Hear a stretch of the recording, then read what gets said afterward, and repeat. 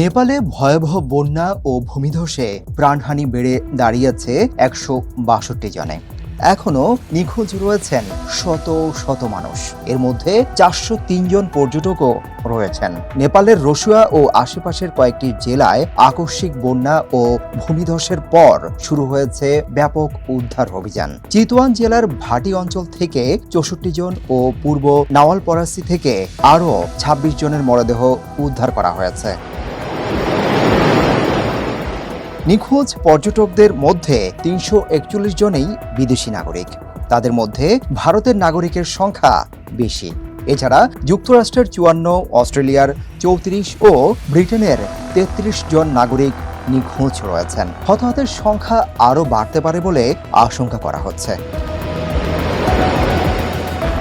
এদিকে নেপালের প্রধানমন্ত্রী বালেন শাহ প্রাণহানিতে শোক জানিয়েছেন। পুলিশ ও ফায়ার সার্ভিসের পাশাপাশি দেশটির সেনা, নৌ ও বিমান বাহিনী ক্ষতিগ্রস্ত এলাকায় উদ্ধার কাজে অংশ নিয়েছে। ক্ষতিগ্রস্ত এলাকায় প্রায় ৮ টন ত্রাণ সামগ্রী পাঠানো হয়েছে। যুক্তরাষ্ট্র, চীন, ভারত ও ইউরোপীয় ইউনিয়ন সহ বিভিন্ন দেশ সহায়তার প্রতিশ্রুতি দিয়েছে।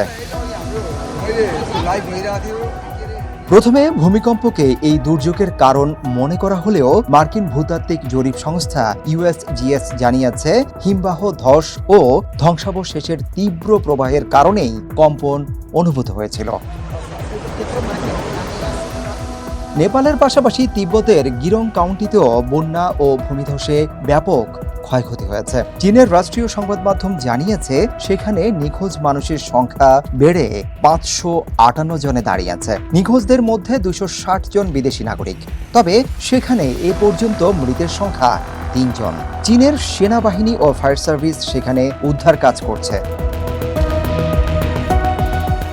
হিমালয়ে জলবায়ু পরিবর্তনের কারণে বরফ গলার হার বাড়ছে। তবে এই আকস্মিক দুর্যোগের সঙ্গে জলবায়ু পরিবর্তনের সরাসরি সম্পর্ক রয়েছে কিনা তা নিশ্চিত হতে আরও গবেষণা প্রয়োজন বলে জানিয়েছেন বিজ্ঞানীরা। Desk report, hello Bangladesh.